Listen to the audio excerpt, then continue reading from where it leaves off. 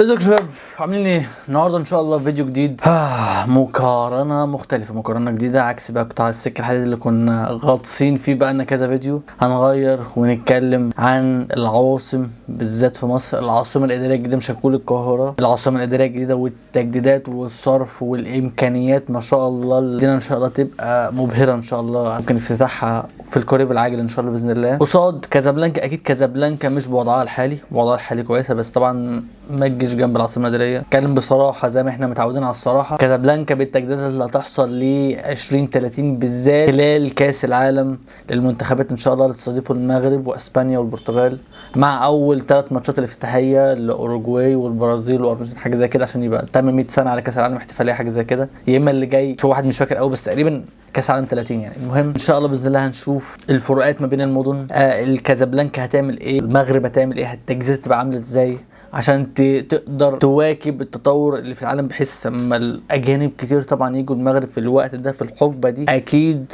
وحتما لازم يشوفوا منظر كويس، منظر متطور. كازابلانكا الصراحه في الوقت الحالي كويسه جدا، حلوه جدا، في مناطق فيها حلوه وحديثه وشوارع نظيفه وكده، بس نشوف اللي يحصل. ومقارنه مع العاصمه طبعا وصلت للمستوى ما شاء الله. انا مش بطبل لبلدي بس انا بتكلم بصراحه زي ما انا قلت الفيديوهات اللي فاتت، لا المحطه دي كذا، ولا القطر بتاع المغرب كذا احسن من القطر بمصر. هنا قبل ما هنشوف يعني هل العاصمه الاداريه هتقدر تواكب مثلا التحديثات اللي هتحصل في كازابلانكا. انا ما اعرفش اصلا التحديثات اللي هتحصل في كازابلانكا ايه، المباني اللي هتتبني، البنيه التحتيه اللي هتتطور واللي هتتزود، فهنشوف مع بعض ونحكم بنعد زي اول الفيديوهات. وما تنسوش تشتركوا في القناه وتفعلوا زر الجرس، تكتبوا رايكم في التعليقات تحت، ويلا نبدا.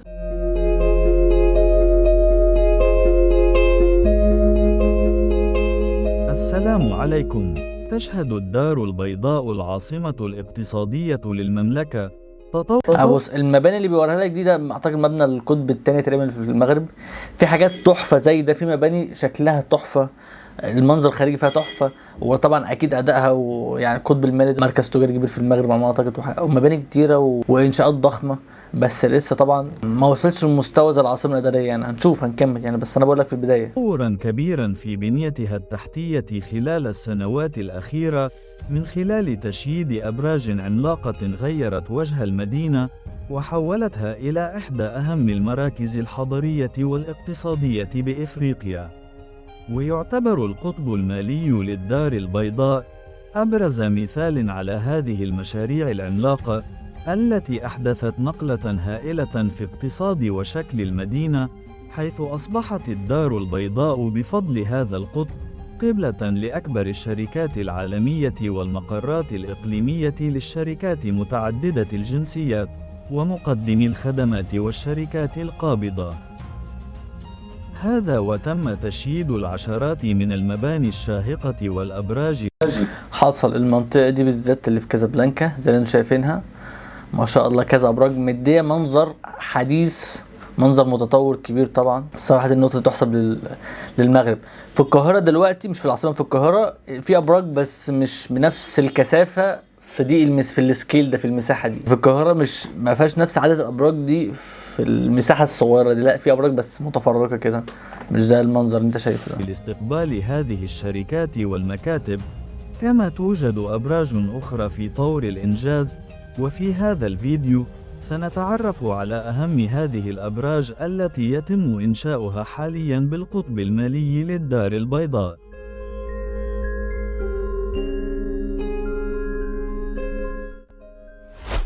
لكن قبل ذلك، المرجو الإعجاب بالفيديو والاشتراك في القناة وتفعيل الجرس ليصلكم كل جديد. مشروع تشييد برج إم تاور. انطلقت أشغال بناء برج إم تاور الجديد في منطقة القطب المالي كازا أنفا، ليصبح أيقونة معمارية جديدة في قلب الدار البيضاء تحت إشراف مجموعتي المفضل وريد ميد ريال إستات. ويعد البرج مشروعا رياديا يرفع معايير المكاتب الحديثة إلى مستويات غير مسبوقة في المدينة، وبارتفاع يصل إلى 131 مترا موزعا على 32 طابقا. يهدف برج إم إلى أن يكون رمزا معماريا ومعلما يعكس روح الابتكار والتميز، ويقع البرج في موقع استراتيجي على شارع أيروبوستال ضمن المخطط الشامل لتهيئة منطقة كازا أنفا، ويحيط به مشهد طبيعي مزين بأشجار النخيل، إضافة إلى موقف سيارات يتسع ل1500 مركبة.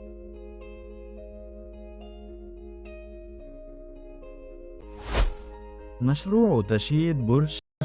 بس انا عايز افهم حاجه بقى، الابراج دي هل اللي هيشرفوا عليها مهندسين مغاربه، مصممين؟ يعني تصميم المبنى ده يعني للاسف عندنا كدوله عربيه ما كمشاريع ضخمه زي دي مش بيعتمد عليها حد من ابناء البلد، سواء بقى في مصر في المغرب يعني باستثناء مثلا مصممه عراقيه، هي دي الوحيده اللي وصلت لمكانه عالميا كبيره، مش فاكر اسمها ايه، كانت هي ممتازه يعني الصراحه، دي الوحيده اللي سمعت يعني.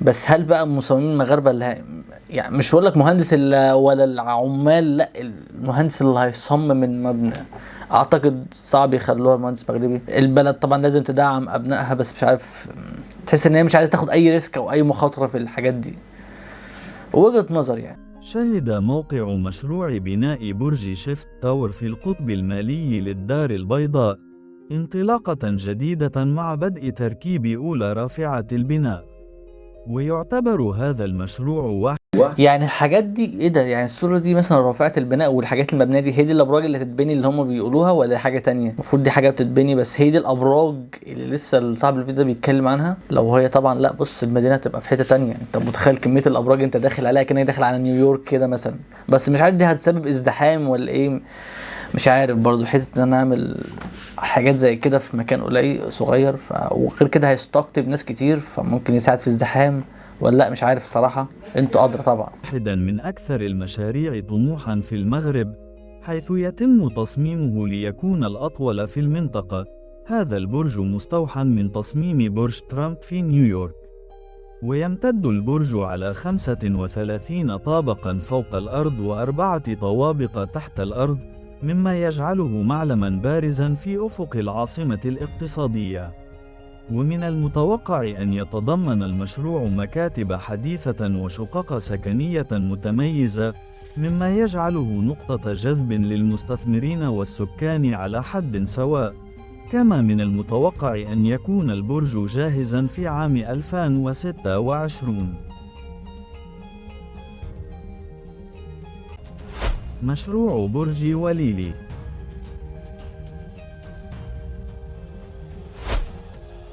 تتواصل أشغال بناء برج وليلي بالشارع الرئيسي للشطر الثاني بالقطب المالي للدار البيضاء، ويتكون هذا البرج من 28 طابقا بطول 115 مترا. بس مش تحس يعني اول حاجه نقطه قالها كويس ان الحاجات دي في حاجات ابراج منها تبقى جاهزه السنه الجايه 2026، بس تحس الابراج مش اطول حاجه، يعني 150 140 130 مش اطول حاجه يعني. على فكره 100 فوق ال 100 وحاجات دي ابراج وحاجه فخمه. رايكم يعني لو كانت تتلخص مثلا في برج كبير، يعني مثلا عندنا في مصر البرج الايقوني ده اللي في العاصمه الاداريه يصل الى 400 متر، من اعلى 10 ابراج في العالم تقريبا، حاجه زي كده، لا وفخم وعالي قوي ما شاء الله وبتاع. فانتوا رايكم؟ مش عارف برضه هل الابراج دي فخامه ولا تحس لو كان اكبر شويه، ولا يعني عامه الارتفاع ده ما شاء الله جامد، يعني حاجه اكبر مثلا تبين الحداثه اكتر، ولا انتوا ايه رايكم؟ ويعتبر برج وليلي أحد أهم المشاريع التي ستساهم في إغناء البنية التحتية بالقطب المالي والمغربي بصفة عامة، نظراً لقيمة المشروع والفرص التي سيتيحها. ومن المتوقع أن يصبح البرج أحد أبرز المعالم في القطب المالي، وسيسهم في تعزيز مكانة الدار البيضاء كمركز مالي قاري. كما يجمع المشروع بين تصاميم معمارية حديثة ومساحات مخصصة للأعمال والشركات العالمية، بالإضافة إلى مجموعة من المرافق التي تهدف إلى توفير بيئة عمل متكاملة. برج التجاري وفا بنك.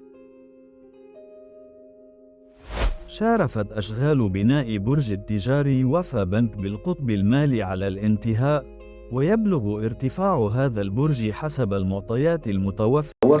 يعني الابراج دي يا جماعه ممكن السنه الجايه تبقى جاهز، والله تبقى حاجه محترمه والله. اسالك 2030 لكاس العالم، بس ما شاء الله احس الابراج دي في ظرف سنه او سنتين بالكتير تبقى خلصانه حاجه والله ما شاء الله. شوف السرعه في الانجاز، وغير كده التخطيط برضو.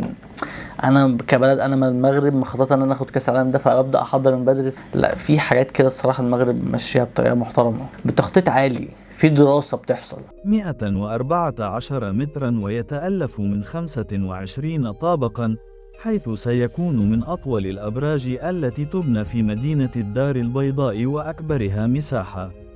وسيضم البرج مبنيان للمكاتب ومبنيان للشقق السكنية، وتصل المساحة الإجمالية للبرج 30,000 متر مربع. وسيشكل هذا البرج فضاء مناسبا لتجميع عدة مهن بنكية إلى جانب الأنشطة الدولية للمجموعة، لا سيما في القارة الإفريقية، وهو يضم مكاتب وشقق سكنية ومرافق خدماتية. ومن الجدير بالذكر أن هذا المشروع العقاري يهدف إلى إبراز مكانة المجموعة المصرفية كفاعل مالي أساسي في القارة الإفريقية، حيث تمتلك فروعاً في 25 دولة، وحضورها كرافد أساسي في القطب المالي للدار البيضاء. بس في حاجه انا مستغرب عنها، كلها ابراج ماليه، ابراج تجاريه في الغالب ده بيبقى مول، صح على ما اعتقد يعني. ابراج ماليه لها علاقه بالتجاره، دي حاجه حلوه طبعا، بس مش عارف ليه متخصصه في مجال واحد. حسيته كده ليه مبقاش حاجه مثلا ترفيهيه ليه علاقه بالشؤون الحكوميه في المغرب، مثلا برج ليه علاقه مثلا تخليص ورق، حاجات زي كده. ليه مثلا ليه علاقه بالتجاريه والمال؟ يعني طبعا دي يعتبر هي من اهم الحاجات، او هي اهم عصب كدوله اللي عايزه التجاره وفلوس وحاجات زي كده. بس في حاجات يعني في افرع تانية ومجالات تانية ممكن يعني اخصصها للابراج دي او جزء منها. مشروع برج كروس. تستمر الأشغال بمشروع كروس تاور بارتفاع 14 طابقاً، والذي يقع بالشارع الرئيسي للشطر الثاني من القطب المالي للدار البيضاء. ويضم المشروع فضاءات للمكاتب ومطاعم وموقف للسيارات تحت أرض، بالإضافة إلى صالة للاجتماعات وعدة مرافق أخرى. مشروع برج آب تاون. تسير الأشغال على قدم وساق بمشروع أب تاون كازا أنفا بالقطب المالي للدار البيضاء، ويتكون المشروع من فندق من 5 نجوم بارتفاع يصل إلى 18 طابقاً، وفندق من 4 نجوم بارتفاع يصل إلى 9 طوابق، وشقق فندقية وأخرى سكنية، بالإضافة لمركز للمؤتمرات ومركز للأعمال بمعايير دولية، وممشى يضم محلات تجارية ومطاعم.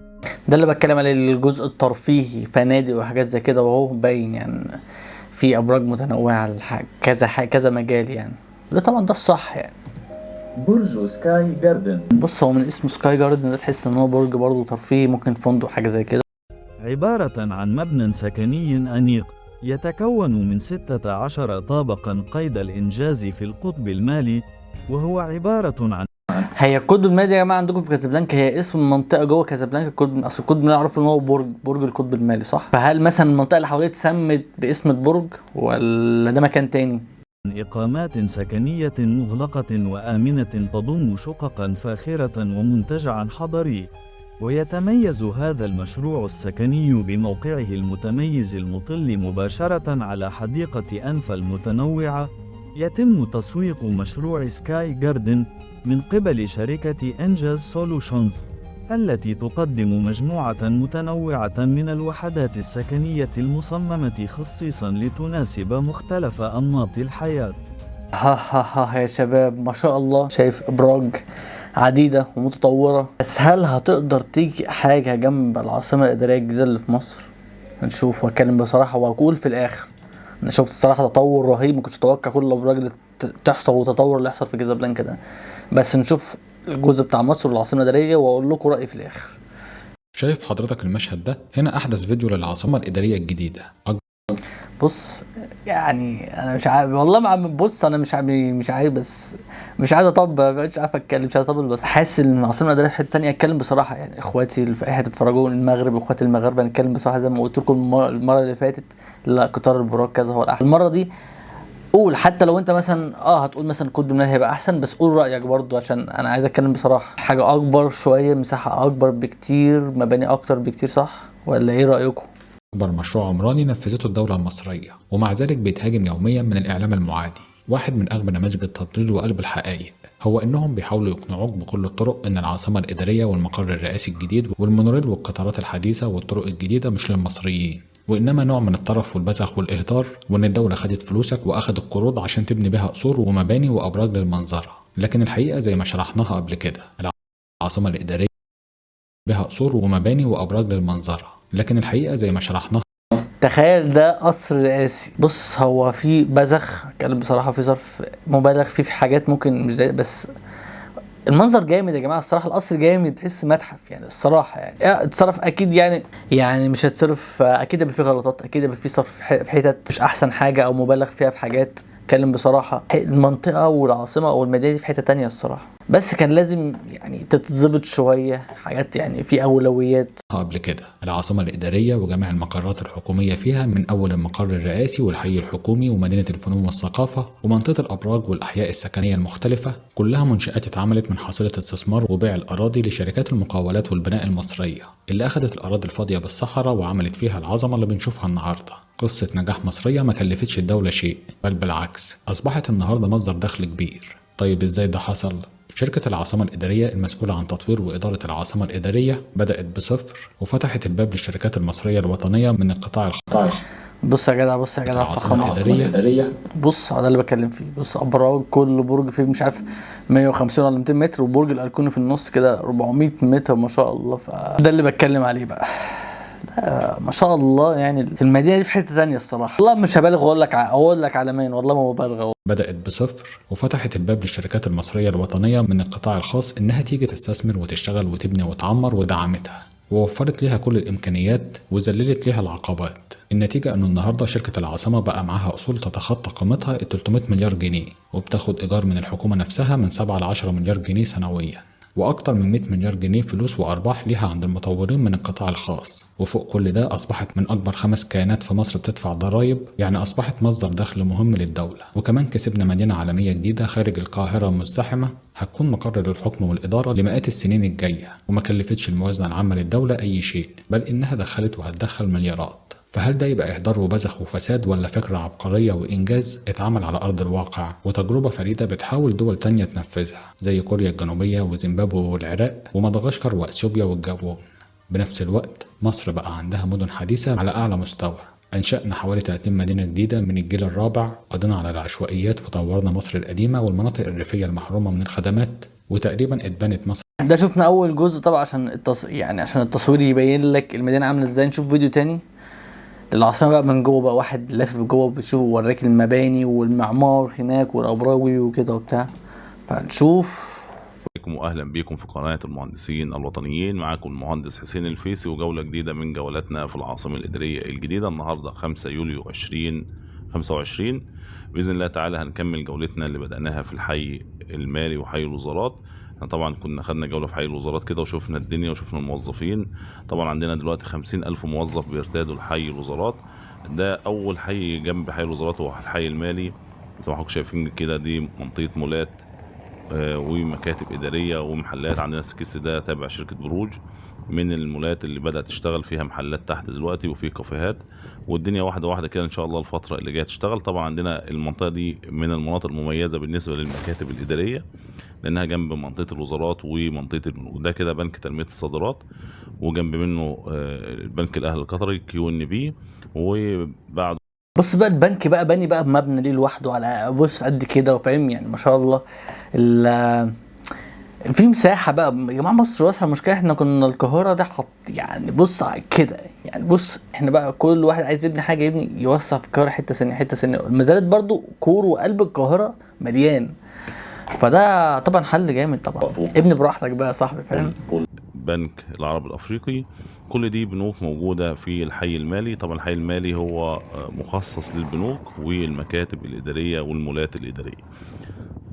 زي ما حضراتكم عارفين البنك الأهلي المصري اشتغل، وعندنا بنك مصر اشتغل، وعندنا مبنى البريد اشتغل خلاص. يعني دي من المناطق اللي ان شاء الله تعالى هتكون واعدة في العاصمة الإدارية الجديدة.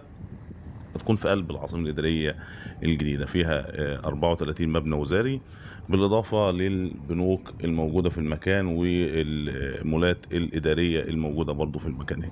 ده كده بنك لو كل مبنى تصميم مختلف. لا يا جماعة، شغل عالي الصراحة والله ما تطبيق. العرب الأفريقي زي ما حضراتكم شايفين، وبعد منه البنك الزراعي المصري، وقصادهم هنا البنك المركزي المصري. طبعا في قطع لسه ما فيش فيها شغل ولسه ما انطرحتش للبيع، يعني واحدة واحدة الفترة اللي جاية كده مش هنلاقي ولا قطعة فاضية هنا في المكان كله. طبعا هنا بالإضافة في بلازا كبيرة جدا وحديقة كبيرة جدا موجودة في قصادنا كده في ظهر البنك المركزي المصري اللي بدأ يظهر في الصورة. في حديقة كبيرة ممتدة من الغرب اتجاه الغرب لاتجاه الشرق بين البنك المركزي المصري ومبنى هيئة الوزراء رئاسة مجلس الوزراء. قصادنا برضو الناحية التانية دي بنوك، عندنا CIB هناك وبنك فيصل الإسلامي وبنك قناة السويس. كل دي بنوك موجودة في الاتجاه اللي قصادنا على طول CIB زي ما انتم شايفين كده. ده كده البنك الزراعي المصري، وفي مول تجاري هنا برضو تابع شركة العز. هيتعمل هنا مول في ظهر بنك مصر. القطعة اللي في ظهر بنك مصر مباشرة دي هتكون مول إداري برضو هنا في الحي المالي. وده بنك مصر حاليا خلاص اشتغل. كل برج ليه فرع لوحده. اعتقد ده اللي زيه بالظبط البرج المالي اللي في المغرب. اعتقد ممكن برج مثلا يبقى ليه كل طابق في بنك معين، لا هنا في مصر كل بنك عامل مبنى ليه معين. فاعتقد ده الفرق طبعا والوسع والسكيل الاكبر اللي بنشوفه هناك في البنوك. زي ما حضراتكم شايفين الوضع على الطبيعة واحدة واحدة كده. العاصمة أصبحت واقع ملموس، ما عادش فنكوش زي ما الناس ما كانوا بيقولوا زمان في 2018 و 2019 كنا بنصور الصحراء وكانت الناس بتتريق علينا. النهارده بسم الله ما شاء الله في موظفين وفي سكان في العاصمة الإدارية الجديدة. ده كده البنك المركزي المصري. طبعا لسه ما اشتغلش، يعني هم خلاص بيحطوا اللمسات الأخيرة في المبنى، ومن المباني المهمة جدا موجود على الميدان الرئيسي قصاد مبنى البورصة المصرية. هنا الميدان ده موجود فيه البنك مصر، وقصاد منه بنك القاهرة ومبنى هيئة البريد بالترتيب كده مكان البنوك. بس انا عايز اشوف المكان اللي فيه المولات يعني شمال العاصمة الإدارية الجديدة. ابص ده المكان يا جماعة اللي فيه المولات التجارية اللي فيها محلات.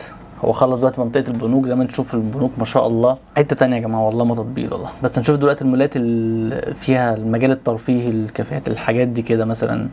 لسه ما نشوف، مش هنشوف المباني السكنية لسه. لو دخلنا يمين مع العربيات اللي ماشية دي كده نروح الحي السكني R3 ومنطقة الحي السكني ده بقى اللي فيه اللي هو جوجل كنا شايفينه محور الأمل والR2 والR1 ومسجد الفتاح العليم في مدخل العاصمة الإدارية الجديدة. الطريق ده كده جاي من عند الطريق الدائري الأوسطي ممتد لحد المنطقة اللي احنا موجودين فيها. ولو دخلنا اتجاه الشرق كده نروح لحد منطقة الوزارات والرقابة الإدارية ومجلس الشعب والشورى ومطار العاصمة ومدينة العدالة. كده احنا راجعين تاني من اتجاه الشمال في اتجاه الجنوب. طبعا اتجاه الجنوب كده لو كملنا مع المحور اللي احنا ماشيين فيه هنروح عند الداون تاون ومنطقة كاتدرائية ميلاد المسيح ومنطقة المستثمرين والحي السكني R7. كل دي مباني إدارية زي ما حضراتكم شايفين. خلاص الناس بتحط اللمسات الأخيرة في المباني هنا، يعني إن شاء الله خلال 2025 اللي احنا فيه دلوقتي بإذن الله تعالى تكون كل المباني الموجودة على المحور اللي احنا ماشيين عليه ده تكون انتهت خالص وبدأ فيها التشغيل بإذن الله تعالى. يعني المنطقة دي هتكون من المناطق الواعدة في العاصمة الإدارية الجديدة. هنا مبنى البورصة اللي ظهر في الصورة ده، وهنا دي كل دي مباني إدارية. انتوا ايه رأيكم يا جماعة؟ والله بجد انا شايف الصراحة مع تطبيق لا العاصمة فارقة حتى التجديدات والابراج او كازابلانكا.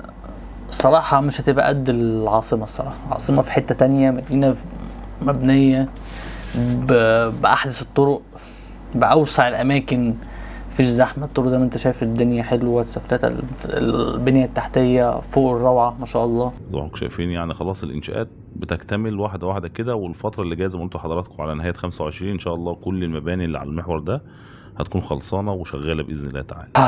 على نهاية 25 اللي هو السنة دي، والمغرب اهي ان شاء الله على السنة الجاية 26 تكون برضو اغلبية الابراج دي اتبنت. طبعا الشغل اللي اتعمل في المغرب الصراحة كبير ضخم، اتكلف فلوس طبعا كتير.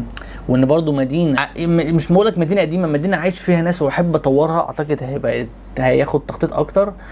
بس العاصمة الإدارية دي في حتة تانية، الموازنة العامة بتاع الدول تقريبا، فمبلغ ضخم. ونشوف النتيجة هو الحمد لله بعد 10 سنين الواحد كافح يعني عقبال ما البنية دي خلصت الحمد لله. تقريبا احنا واخدين واحدة برضو واحدة من المولات والحاجات دي كده، المولات التجارية والحاجات زي كده هناك الحمد لله حلوة. وانا بتكلم بصراحة لا، العاصمة في حتة تانية. انا اتمنى اسمع رأيكم حيادي وبصراحة، زي ما عادي يا جماعه، ما عادي ممكن بلد احسن من التانية في حاجه معينه في مجال معين، فده طبيعي. كده اتمنى الفيديو يكون عجبكم، ما تنسوش تشتركوا في القناه وتفعلوا زر الجرس، تكتبوا في التعليقات تحت، وسلام.